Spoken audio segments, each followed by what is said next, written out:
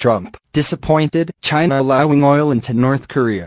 U.S. President Donald Trump on Thursday said he was very disappointed that China is allowing oil to go into North Korea and that such moves would prevent a friendly solution to the crisis over Pyongyang's nuclear program.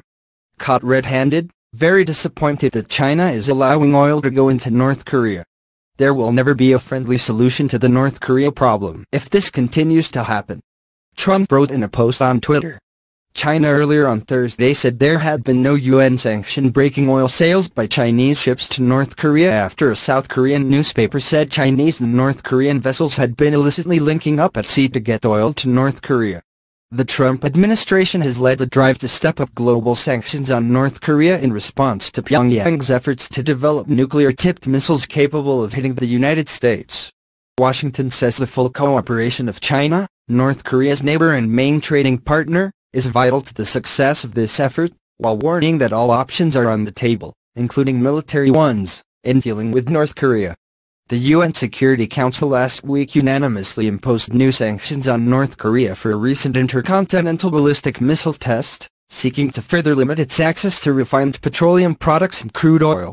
The UN resolution seeks to ban nearly 90% of refined petroleum exports to North Korea by capping them at 500,000 barrels a year. The U.S.-drafted resolution also caps crude oil supplies to North Korea at 4 million barrels a year and commits the Council to further reductions if North Korea were to conduct another nuclear test or launch another ICBM. Documents seen by Reuters this month showed Washington called on the Security Council to blacklist 10 ships for circumventing sanctions by conducting ship-to-ship transfers of refined petroleum products to North Korean vessels or transporting North Korean coal. China and Russia subsequently asked for more time to consider the proposal. In September, the Security Council put a cap of 2 million barrels a year on refined petroleum products exports to North Korea. China has repeatedly said it is fully enforcing all resolutions against North Korea, despite suspicion in Washington, Seoul and Tokyo that loopholes still exist. Asked at a regular briefing whether Chinese ships were illegally providing oil to North Korean ships, Chinese Defense Ministry spokesman Ren Guoqiang reiterated that China, including the military, strictly enforced UN resolutions. "The situation you have mentioned absolutely does not exist," he said.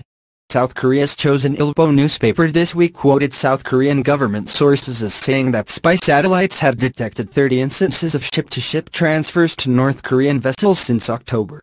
A U.S. State Department official suggested on Wednesday that such transfers could still be going on. Ship-to-ship transfers remain a concern as part of North Korea's sanctions evasion activities, the official said, while declining to provide details. A State Department spokesman, Michael Cavey, reiterated on Wednesday that the United States had called on all countries to cut economic ties with North Korea.